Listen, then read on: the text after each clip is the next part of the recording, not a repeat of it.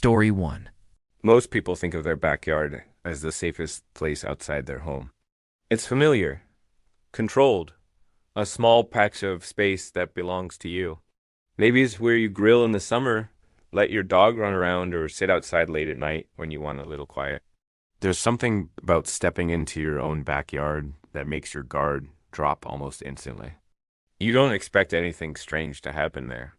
After all, it's just a few steps from your back door. But over the years, I've heard a number of stories from people who experienced something deeply unsettling in that exact space. Not in the middle of the woods, not on some isolated highway, just outside their house. Every one of them started the same way. A quiet night, a familiar routine. The feeling that they were completely alone. And for a while, they were convinced that nothing was wrong. They explained away the sounds they heard, the small details that didn't quite make sense.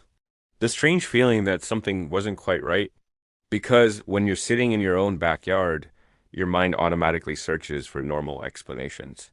Wind moving a gate, an animal walking through the grass, a neighbor somewhere nearby. But sometimes the explanation isn't something simple. And sometimes the realization comes much later than it should. One of the people who shared their experience with me said something that stuck with me for a long time. They told me the worst part wasn't what they eventually saw in their backyard. The worst part was realizing someone might have been there long before they noticed. Tonight, I'm going to tell you 3 stories that all happened in places that should have been completely safe. And after hearing what happened in these 3 backyards, you might think twice before sitting outside alone at night. Story 1, backyard tent camping, set up a normal summer night. This happened a few years ago when I was 16. It was the middle of summer break, and like most nights back then, I was staying up way later than I should have. One evening, I got the idea to set up a tent in our backyard and sleep outside. It wasn't some big adventure or anything. I just thought it would be fun to spend a night out there. Our backyard wasn't very big, but it felt private. We had a wooden fence that wrapped around the whole yard, and behind it were other houses with similar fences. It was one of those quiet suburban neighborhoods where not much happened at night. My parents didn't really care. From their perspective, I was basically still sleeping at home. The back door was maybe 20 feet from where I planned to put the tent. I set it up near the middle of the yard while the sun was going down. The grass was still warm from the day, and everything felt completely normal. A few porch lights from nearby houses were on, and the faint orange glow from the streetlights reached just over the top of the fence. By the time I crawled into the tent, it was fully dark. The night had that calm summer feeling where everything is quiet but still alive. Crickets were chirping somewhere in the yard, and every once in a while a car would pass on the road a few blocks away. I could see the back windows of my house glowing softly through the fabric of the tent. Knowing the house was right there made it feel safe. If I needed anything, I could be inside in about 5 seconds. That was part of the reason camping in the backyard felt different from camping anywhere else. There wasn't really any risk. No wilderness, no strangers. Just a familiar yard surrounded by familiar houses. I remember laying there thinking it was actually kind of relaxing. The air was warm, and the quiet felt peaceful rather than eerie. At that point, the backyard still felt like the safest place it could possibly be. And if someone had told me that night would turn into one of the most unsettling experiences of my life, I probably would have laughed. Because at that moment, lying in that tent, it honestly felt impossible that anything bad could happen just a few feet from my own back door. Environmental unease. I don't know exactly what time it was when things started to feel a little different. I remember checking my phone at some point and it being sometime after midnight, but I had already been lying there for a while by then. The neighborhood had gotten quieter. Earlier in the night, there were still occasional sound cars passing somewhere in the distance, a neighbor's TV through an open window, normal stuff like that. But as the night went on, those sounds slowly faded until it felt like everything around the house had settled into complete silence. The only thing I could really hear anymore were the crickets. Then, after a while, I started noticing something else. Our backyard gate made this soft creaking sound. It wasn't loud, just a slow, dry hinge noise that would happen every now and then. The gate connected to the fence on the far side of the yard, and it had always been a little loose. At first, I didn't think anything of it. I figured the wind was moving it slightly. Even though I couldn't really feel a breeze, that seemed like the most normal explanation. But the creaking kept happening, not constantly, just every so often. Around the same time, I heard a dog barking somewhere down the street. It wasn't the usual random barking either. It sounded focused, like it kept barking in the same direction over and over again. I remember noticing it and then trying to ignore it. Because when you're lying alone in the dark, it's very easy for your mind to start paying attention to things that normally wouldn't. So I told myself it was just the wind moving the gate, and that the dog was probably barking at nothing. At least that's what I tried to believe at the time. First anomaly, I had just started to drift into that half awake state where you're not fully asleep yet, but your mind is starting to wander when I heard something in the grass. At first, it was so faint I thought I imagined it. Just a soft shifting sound somewhere outside the tent. I stayed still for a few seconds, listening. Then I heard it again. A slow step. The kind of sound grass makes when something presses down on it. A quiet crunch followed by the slight brushing noise of blades moving back into place. My first thought was that it was probably an animal. We had stray cats in the neighborhood sometimes, and every once in a while a raccoon would wander through people's yards at night. That explanation made sense, at least at first. But after a few seconds, I realized something about the sound felt wrong. Animals move quickly and unpredictably. Their footsteps usually come in short bursts, like they're darting around or searching for something. This was different. The steps were slow, careful, each one spaced a few seconds apart, like whoever or whatever was out there was deliberately trying not to make noise. I remember lying completely still inside the tent, staring at the faint outline of the fabric above me. Then, quietly, I leaned my head closer to the side of the tent and whispered through the nylon. Hello? I didn't say it loudly. Just enough that someone standing nearby might hear it. For a moment, everything went completely silent. No footsteps. No grass moving. Nothing. And that was the first moment where something about this situation stopped making sense. Escalation for a while after I whispered into the tent. Nothing happened. I kept listening, expecting to hear the steps again, but the yard had gone completely still. The crickets were still chirping somewhere in the grass, but whatever had been moving around before seemed to be gone. After a minute or two, I tried to convince myself the noise really had been animal. Maybe it heard my voice and ran off. That explanation felt reasonable enough that I slowly started to relax again. Then I heard the grass move, another step. This time it sounded closer. I froze immediately. There was no quick scrambling like an animal would make. No sudden movement away from the tent. Just another slow, deliberate step pressing down into the grass. And then another. The sound began moving along the side of the tent. It took me a few seconds to fully realize what was happening. Whatever was outside wasn't just passing through the yard. It was walking around the tent. The steps were quiet but unmistakable. Each one had that same soft compression of grass, followed by the faint brushing sound as the blades shifted back into place. Slow, measured, almost cautious. I remember staring at the tent wall beside my sleeping bag, trying to stay perfectly still so whoever was out there wouldn't know I was awake. The footsteps moved along one side of the tent, paused for a moment near the back, and then continued. At that point, my mind started racing through every explanation it could find. Maybe it was a neighbor cutting through the yard. Maybe someone had accidentally opened the gate. Maybe someone was just looking for something they lost. But the more I thought about it, the less any of those explanations made sense. Our backyard gate was always closed at night. And even if someone had somehow gotten in, there would be no reason for them to quietly circle a tent in the middle of the yard. The footsteps kept moving slowly around the tent. Then they stopped, right beside my head. I could hear the grass shifting inches from the fabric. Whoever was standing there wasn't moving anymore. I held my breath, trying not to make a sound.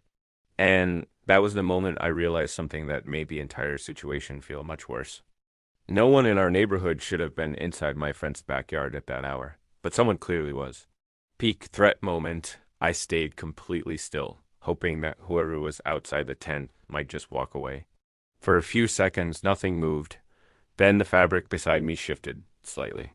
At first, there was just a faint change in the darkness. Something subtle enough that I almost thought my eyes were playing tricks on me. The tent was thin, and the only light outside was the dim glow coming from a street light somewhere beyond the fence. But that faint light was enough to show movement. A shadow slowly stretched across the side of the tent. It wasn't the quick shape of something passing by. It moved slowly, rising up along the nylon wall beside my head. The shape was unmistakable. It was the outline of a person. I remember staring at it, trying to force my brain to come up with another explanation. Maybe it was a tree branch moving in the wind, or the shadow of the fence shifting somehow. But the longer I looked at it, the clearer it became. It was the shape of someone standing right next to the tent. Then something pressed against the fabric.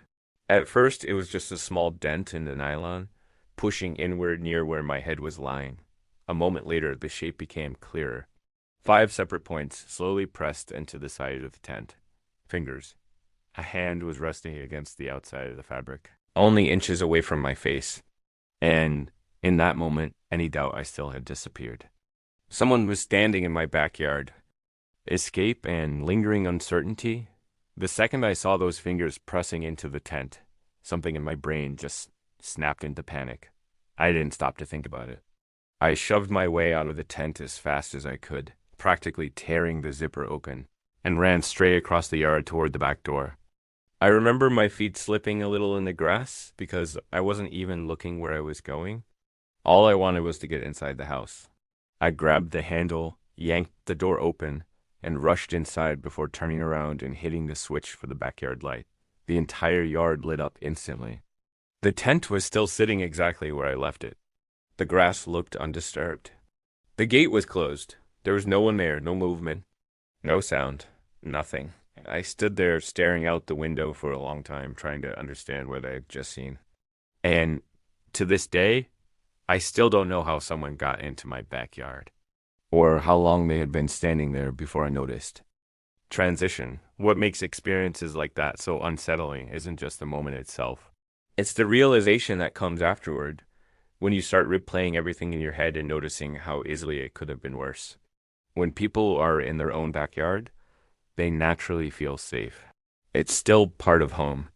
You might lock your front door at night or glance through the window before stepping outside, but once you're inside your fence, most of that caution disappears. The space feels private, familiar, controlled. That's probably why strange things happening in a backyard feel so disturbing.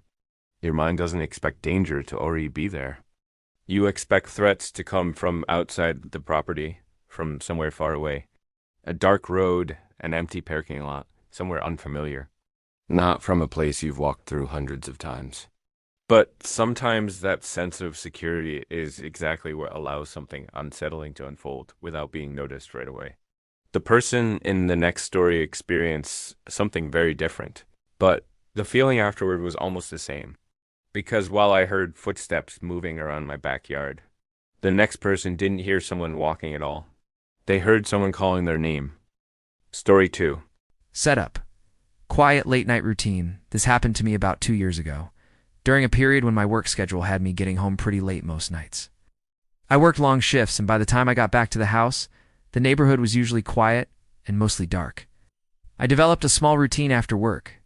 Instead of going straight inside, I'd spend a few minutes sitting in my backyard to clear my head. It helped me unwind before trying to sleep. Nothing fancy, just a simple patio chair near the back of the house. My yard bordered a strip of woods that ran behind several houses on our street. It wasn't a huge forest or anything dramatic, just a long line of tall trees that separated the neighborhood from a service road on the other side. A tall wooden fence ran along the back edge of my yard, so the trees themselves were hidden from view. At night, all you could really see was the dark outline of the fence and the tops of the branches swaying above it. Most nights, it was peaceful. You'd hear insects buzzing in the grass, the occasional rustling of leaves from the trees behind the fence, and sometimes a distant car passing somewhere beyond the woods. The sounds were predictable enough that they almost faded into the background. It felt like a quiet buffer between my house and the rest of the world. I'd sit there scrolling through my phone, or just looking out into the dark yard while the night air cooled down after the heat of the day. Nothing about it ever felt threatening. If anything, the fence made the space feel even safer. It created a clear boundary between the yard and the woods behind it. Whatever was out there, stayed out there. And whatever was inside the fence was supposed to be private. At least that's what I always assumed during those late nights sitting alone in my backyard. Environmental unease one night, though. Something about the yard felt a little different. At first, I couldn't even say what it was. I had just gotten home from work and stepped outside like usual, setting my phone on the small table beside the chair. The air was warm, and the trees behind the fence were moving slightly in the breeze. But after sitting there for a minute or two, I noticed something that felt off. The insects had stopped. Normally, the grass behind the house was full of constant background noise, crickets, cicadas, the usual sounds that fill the air during summer nights. It was so consistent that you barely noticed it. But that night the yard had gone strangely quiet. Not completely silent, but quiet, in a way that made the space feel different. The kind of silence where you suddenly become aware of how still everything around you is. I remember glancing toward the fence, trying to listen for something that might explain it. That's when I heard the voice. It was faint at first, just a distant sound, drifting from somewhere beyond the fence line. Barely loud enough to make out clearly. I sat there for a moment, trying to focus on it. Then I heard it again. A voice, somewhere out in the darkness behind the fence. My first thought was that someone was probably walking along the service road on the other side of the trees. It wouldn't have been the first time someone passed through there late at night. That explanation seemed normal enough. But something about the way the voice sounded made me sit up a little straighter in the chair, because it didn't sound like someone talking on the phone. It sounded like someone trying to get someone's attention. First anomaly, I sat there for a few seconds, listening, trying to figure out exactly where the voice was coming from. At first, it was just a faint sound drifting through the trees. It's the kind of thing you might hear from someone walking along a path or talking to someone nearby. Then I heard it clearly. My name. It's just my first name, spoken from somewhere beyond the fence. The sound wasn't loud, but the quiet around the yard made it carry farther than it probably should have. It came through the trees in a slow, steady tone. I remember immediately looking toward the fence, expecting to see someone standing behind it. But all I could see was the dark outline of the boards and the branches swaying above them. For a second, I just sat there trying to process what I'd heard. The voice had sounded wrong, not angry, not playful, just flat, almost like someone repeating a word they had practiced saying. Still, my brain tried to come up with the most normal explanation possible. Maybe it was a neighbor from one of the houses behind the woods. Maybe someone was joking around or trying to get my attention. That seemed reasonable enough. I even leaned forward slightly in the chair, half expecting someone to appear at the edge of the fence and laugh about it. But before I could say anything, the voice came again. This time it sounded closer. My name repeated slowly from somewhere just beyond the fence line. I hadn't told anyone I was outside. Escalation after hearing my name the second time, I stood up from the chair. There was a small flashlight sitting on the patio table, something I usually kept there for taking the trash out at night. I grabbed it and pointed it toward the back fence. The beam cut across the yard and landed on the wooden boards. Nothing. Just the fence, the grass, and the tops of the trees swaying slightly in the dark beyond it. I held the light there for a moment, slowly moving it left and right along the fence line, expecting to see someone step out or at least react to the light. But nothing moved. For a few seconds, everything stayed quiet again. Then the voice came back. Hey, it was clearer this time. Still calm, still flat, the same strange tone as before. The sound was definitely coming from somewhere behind the fence. I stepped a little closer to the yard, raising the flashlight higher so the beam reached the upper edge of the boards and the branches above them. "Hello," I called out. Your voice? My voice sounded louder than I expected in the quiet yard. For a moment there was no response. Then the voice spoke again. "I know you're there." That sentence made the back of my neck tighten instantly, not because it was threatening, but because of how certain it sounded. Like whoever was out there wasn't guessing. They knew someone was in the yard. I stood there holding the flashlight toward the fence, waiting to see if someone would appear. The beam lit up the wood, the grass near the fence line, and the low branches hanging over the top. Still nothing. Then the voice spoke again. "Come here." It wasn't louder this time. It wasn't aggressive either. Just the same slow, controlled tone drifting through the darkness behind the fence. And standing there in my own backyard, holding that flashlight, I realized something that suddenly made the situation feel much more unsettling. No one I knew had any reason to be standing outside my backyard fence in the middle of the night. Peak threat moment. For a few seconds after that last sentence, everything went quiet again. I was still standing there with the flashlight pointed at the fence, trying to decide if I should walk closer or just go back inside and ignore the whole thing. That's when I heard a new sound. It started somewhere along the far side of the fence, a slow scraping noise. At first it was faint, almost blending in with the soft movement of the trees. But as it continued, the sound became clearer. Something was dragging along the wooden boards. Not loudly, it's just a steady, rough sliding sound moving across the fence from one side of the yard to the other. I kept the flashlight fixed on the fence, but the beam only showed the same still planks of wood. The sound kept moving, slowly, like someone was walking along the other side of the fence while running their fingers across the boards. The scraping continued along the entire length of the yard until it reached the spot directly in front of me. Then it stopped. The yard went silent again. For a second I just stood there, staring at the fence a few feet away. Then, from the other side of the wood, the voice spoke again, quietly. My name. Escape and lingering uncertainty. The second I heard my name from the other side of the fence, I stepped back without really thinking about it. Something about the way it was said made the entire yard suddenly feel different. What had been a quiet place to relax a few minutes earlier now felt exposed. I kept the flashlight pointed at the fence as I backed toward the house. Nothing moved. No shadow. No hand appearing over the top of the boards. Just the same silent fence standing there. The moment I reached the back door, I went inside and locked it behind me. I didn't sit outside again that night. The next morning, I walked along the fence to see if I could figure out what had happened. Across several boards, there were long scratch marks running horizontally through the wood. But when I checked the dirt behind the fence line through a gap in the boards, there weren't any footprints. And even now, I still don't know who knew my name or how they knew I was sitting out there. Transition stories like that tend to stay with people for a long time. It's not because something clearly dangerous happened, but because of the questions that never really get answered afterward. When someone calls your name from the dark and you never see who it was, your mind keeps returning to it. You start replaying the moment over and over, wondering what you might have missed. But the unsettling part about most backyard encounters is how often they happen when someone believes they're completely alone. Late at night, when the house is quiet and the neighborhood has gone still, people tend to lower their guard. The yard feels private, separated from the outside world by fences and property lines. And that sense of separation can make strange things feel even more confusing when they happen. Because when something unsettling occurs, the natural assumption is that it must be coming from outside the yard, beyond the fence, somewhere farther away. But sometimes the situation is a lot worse than that. Sometimes the sound you hear isn't coming from outside the fence at all. Sometimes the person who shouldn't be there is already inside the yard. Story 3.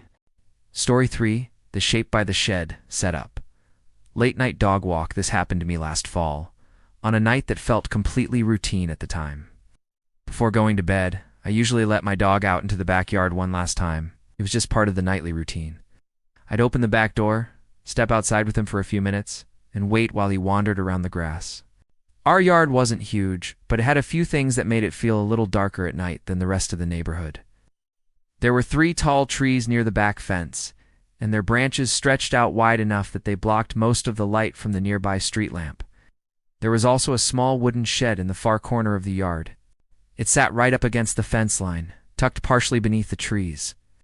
During the day it looked completely ordinary, just a place where I kept tools and old yard equipment. But at night it tended to blend into the shadows under the branches. Most evenings I didn't really pay attention to it. Dog, though, usually explored that part of the yard first. He liked to sniff around the fence and check the base of the shed before doing anything else. That night started like every other. I opened the back door, and he trotted out ahead of me, tail wagging as he crossed the grass. The air was cool, and the neighborhood was already quiet. A few lights were still on in nearby houses, but most of the street had gone dark. I stepped onto the patio and leaned against the railing, giving him a few minutes to wander. For a while, everything looked normal. He sniffed along the fence line, circled near the trees, and moved toward the shed like he always did. At that moment, there was nothing about the yard that felt unusual. It was just another quiet night. standing in my backyard while my dog finished his routine before we both went inside to sleep. Environmental unease, he was halfway across the yard when he suddenly stopped. At first I didn't think much of it. Dogs pause all the time when they're outside, especially when they catch a scent or hear something small moving through the grass. But instead of continuing toward the shed like he usually did, he just stood there, completely still.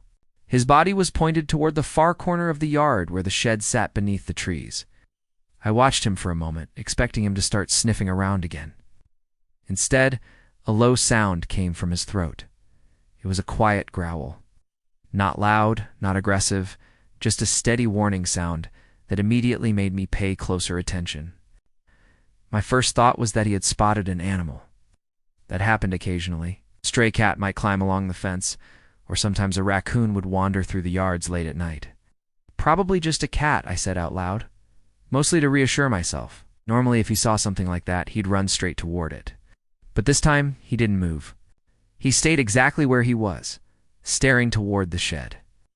The growl continued under his breath, low and steady. After a few seconds, I called his name and motioned for him to come back toward me. He didn't react. His ears stayed forward, his eyes locked on the shadows around the shed. What stood out the most wasn't the growling. It was the fact that he refused to get any closer to whatever he was looking at. First anomaly at that point, I figured I should probably walk over and see what had his attention.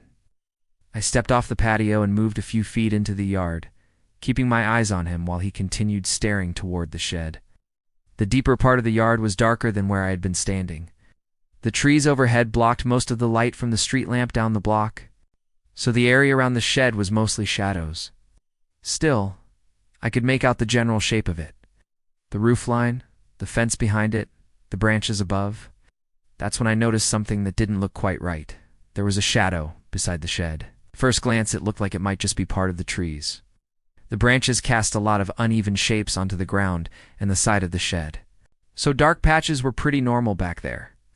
But the longer I looked at it, the more it stood out. The shape was tall. It's taller than the shed itself, or at least tall enough that it extended higher than the roof line in a way that didn't really match anything else around it. I remember squinting slightly, trying to figure out what I was actually looking at. Then the shadow seemed to shift. Not dramatically, just a small change in the shape, like the outline had adjusted slightly. I blinked and looked again. For a second I convinced myself it must have been the branches moving in the wind. But something about it didn't quite line up, because every time I focused directly on that spot beside the shed, the shadow looked like it had moved just a little. Escalation for a moment, I just stood there watching that spot beside the shed. My dog was still staring in the same direction, his growl getting slightly louder now, deeper in his chest. Whatever had caught his attention clearly hadn't moved away. That alone was enough to make me uneasy. I turned back toward the patio and grabbed the small flashlight I kept by the door. It wasn't very powerful, but it was enough to light up the darker parts of the yard. When I turned back around, the far corner near the shed looked exactly the same as before. Dark. Still quiet. I clicked the flashlight on. The beam cut across the grass and reached the fence line, but it didn't quite reach the spot beside the shed where the shadow had been. So I started walking toward it. My dog immediately moved behind me instead of ahead like he usually did. That was unusual on its own. Normally he'd run straight toward whatever had his attention. This time he stayed close to my leg. I moved slowly across the yard, raising the flashlight higher as I got closer to the trees. Ow. The beam finally reached the shed. For just a second, the light passed across the narrow space between the shed and the fence. And in that brief moment, I saw something that made me stop walking. It looked like a person standing there, tall, completely still, just a dark figure positioned between the shed and the fence boards. The shape was visible for maybe a second. Then the flashlight beam shifted slightly as I adjusted my grip. When the light landed fully on the space again, the area was empty. Just the fence, the side of the shed. Nothing else. I stood there trying to understand what I had just seen. Behind me, my dog suddenly started barking. Not the quick, excited barking he sometimes did at animals. This was loud, sharp, repeated over and over again while he kept his eyes locked on that same space beside the shed. Peak threat moment, the way my dog was barking made the entire yard suddenly feel different. I kept the flashlight pointed at the space beside the shed, but nothing moved there anymore. The fence boards looked exactly the same as they always did, and the side of the shed was completely still. Still, something about the situation didn't feel right. I slowly started backing toward the house, keeping the flashlight aimed in that direction while my dog stayed close beside me, barking non-stop. Then I heard it. Footsteps. Not slow movement like earlier. This was fast. The sound of someone running across the grass somewhere behind me. It happened so quickly that for a split second, I froze before spinning around and shining the flashlight across the yard. The beam swept across the grass. Nothing. No one running, no shadow moving across the yard. Just the same quiet space, leading back toward the patio. The barking stopped for a second as I turned back toward the shed. That's when I noticed something I was certain hadn't been there before. The shed door was slightly open, just enough that a thin line of darkness showed between the door and the frame, and I knew for a fact I had locked it earlier that day. Escape and lingering uncertainty the moment I saw the shed door open. I didn't stay in the yard any longer. I grabbed my dog's collar and pulled him toward the house while backing up across the grass. I kept the flashlight pointed toward the shed the entire time, half expecting something to move in that narrow space beside it again. Nothing did. The yard looked completely still. Once we reached the patio, I went inside and locked the door behind us. I ended up calling the police about an hour later after convincing myself something had definitely been wrong. They checked the yard and the shed but didn't find anyone. What they did find was the small window on the back of the shed. The frame had been pried open just enough for someone to crawl through. And sometimes I still think about how long that window might have been open, because someone had been hiding in my backyard that night. I just don't know when they left.